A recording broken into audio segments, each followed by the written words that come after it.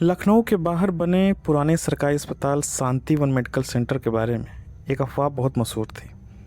लोग कहते थे तीसरी मंजिल का कमरा 217 रात में अपने आप खुलता है और जो भी अंदर जाता है वो वापस आता तो है, लेकिन पहले जैसा नहीं रहता।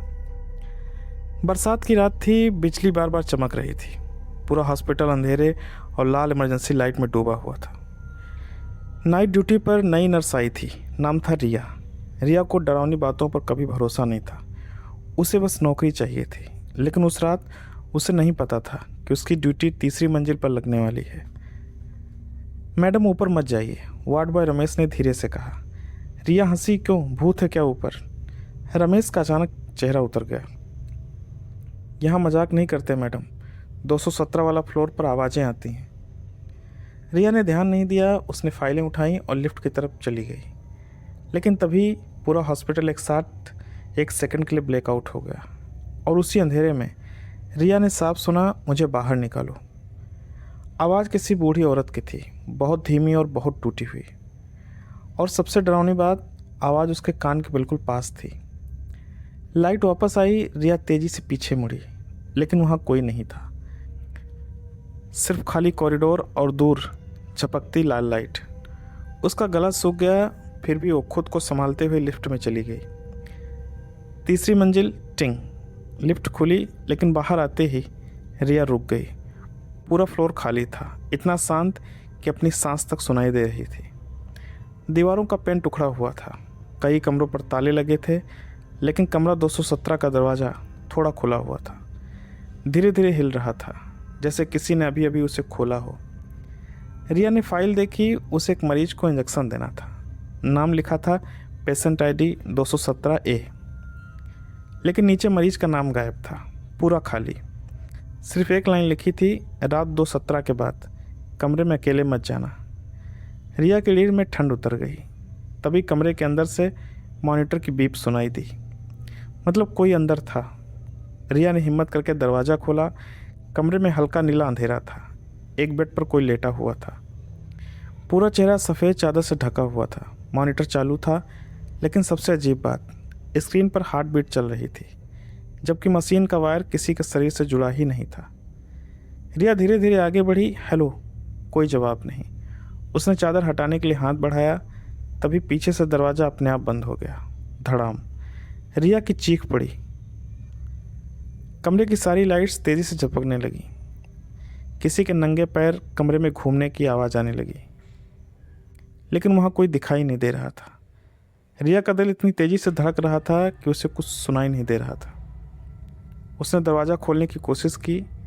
दरवाज़ा अंदर से लॉक था, और तभी उसके पीछे बेड पर पड़ा शरीर धीरे धीरे उठने लगा। रिया जम गई। उसने कांपते हुए पीछे देखा। चादर के नीचे से एक औरत ऊपर उठ चुकी थी, लेकिन उसका चेहरा पूरा काला था, जैसे जल चुका हो, और उसकी आंखें पूरी सफ़ेद, बिना पुतलियों की। औरत ने अपना सिर टेढ़ा किया और बहुत धीमी आवाज़ में बोली, तुम नई हो ना? रिया रोने लगी। कौन हो तुम? औरत मुस्कुराई, लेकिन उसके होंठों से खून बहने लगा। मैं अभी डिस्चार्ज नहीं हुई हूँ। अचानक मॉनिटर की बीप बहुत तेज हो गई और स्क्रीन पर एक नाम अपने आप टाइप होने लगा, रिया शर्मा, स्टेटस डेट। रिया के हाथ से इंजेक्शन नीचे गिर गया। उसने पूरी ताकत से दरवाज़ा पीटना शुरू किया। कोई है, दरवाज़ा खोलो। लेकिन बाहर से सिर्फ एक आवाज़ आई, धीमी और टूटी हुई, 217 में जो जाता है वो बाहर नहीं आता। तभी कमरे की लाइट पूरी तरह बंद हो गई। अब सिर्फ मॉनिटर की हरी रोशनी जल रही थी, और उसी रोशनी में रिया ने देखा, कमरे में अब वो औरत अकेली नहीं थी। उसके पीछे कम से कम 7 लोग खड़े थे, सभी मरीजों के कपड़े में, सभी की आंखें सफ़ेद, और सब धीरे धीरे रिया की तरफ बढ़ रहे थे। और तभी रिया के फ़ोन पर एक मैसेज आया, अननोन नंबर। उसमें सिर्फ एक लाइन लिखी थी, अगर ज़िंदा रहना चाहती हो तो पीछे मत देखना। लेकिन रिया उसमें पहले से ही पीछे देख चुकी थी। कमरे में अंधेरा था, सिर्फ मॉनिटर की हरी रोशनी जल रही थी, और उस रोशनी में रिया ने उन 7 लोगों को अपनी तरफ आते देखा, धीरे धीरे, बिना आवाज़ के। उनके पैरों की चाल इंसानों के जैसी नहीं थी, जैसे शरीर टूट चुका हो, लेकिन फिर भी कोई ताकत उन्हें चलाई जा रही थी। रिया का फ़ोन अब भी उसके हाथ में कांप रहा था। स्क्रीन पर वही मैसेज चमक रहा था, पीछे मत देखना। लेकिन अब बहुत देर हो चुकी थी, क्योंकि उनमें से एक आदमी रिया के बिल्कुल सामने आ चुका था। उसकी गर्दन आधी कटी हुई थी, आंखें सफ़ेद थीं और होंठों पर टेढ़ी मुस्कान। तुमने दरवाज़ा खोल दिया, उसने फुसफुसाकर कहा। रिया चीखते हुए पीछे हटी, लेकिन तभी उसका पैर किसी चीज़ से टकराया। वो नीचे गिरी और जैसे ही उसने नीचे देखा, उसकी सांस रुक गई।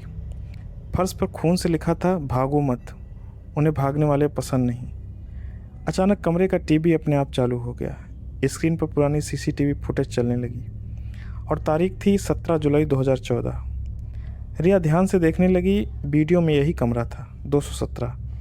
लेकिन कमरे में 8 मरीज बंधे हुए थे। सब चिल्ला रहे थे, रो रहे थे और उनके सामने खड़ा था एक डॉक्टर, सफ़ेद कोट में, चेहरे पर मास्क, और उसकी आंखें अजीब थीं, पूरी काली। डॉक्टर कैमरे की तरफ देखकर बोला, आज रात मौत को रोका जाएगा। फिर उसने एक मरीज को इंजेक्शन लगाया। मरीज का शरीर ज़ोर ज़ोर से कांपने लगा। उसकी नसें काली पड़ गईं और कुछ सेकंड बाद उसकी आंखें पूरी सफ़ेद हो गईं, बिल्कुल वैसे ही जैसे अभी कमरे में खड़े लोगों की थी। रिया डर से जड़ हो चुकी थी। तभी वीडियो में एक नर्स भागते हुए अंदर आई। सर स्टॉप, एक्सपेरिमेंट गलत है। लेकिन डॉक्टर चिल्लाया, अगर ये सफल हुआ तो कोई भी कभी नहीं मरेगा। और अगले ही सेकंड वीडियो अचानक ब्लैक हो गया।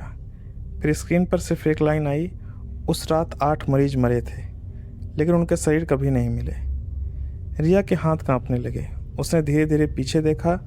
कमरे में खड़े वो 7 लोग अब और करीब आ चुके थे, लेकिन 8वां इंसान अभी बेड पर बैठा था, वही जली हुई औरत। और तभी उस औरत ने धीरे धीरे अपना हाथ उठाया और कमरे के कोने की तरफ इशारा किया। रिया ने देखा, दीवार पर ऑक्सीजन पाइप के पीछे एक छोटा दरवाज़ा था। पहले वहाँ कुछ नहीं था, अब अचानक दिखाई दे रहा था। वहाँ जाओ, औरत ने टूटी आवाज़ में कहा। रिया समझ नहीं पा रही थी कि तुम मेरी मदद क्यों कर रही हो। औरत की आंखों से काला पानी बहने लगा, क्योंकि अगली वो तुम्हें बनाना चाहते हैं। तभी बाकी 7 लोग अचानक तेज़ी से उसकी तरफ दौड़े। रिया चीखी और पूरी ताकत से उस छोटे दरवाजे की तरफ भागी। उसने दरवाज़ा खोला।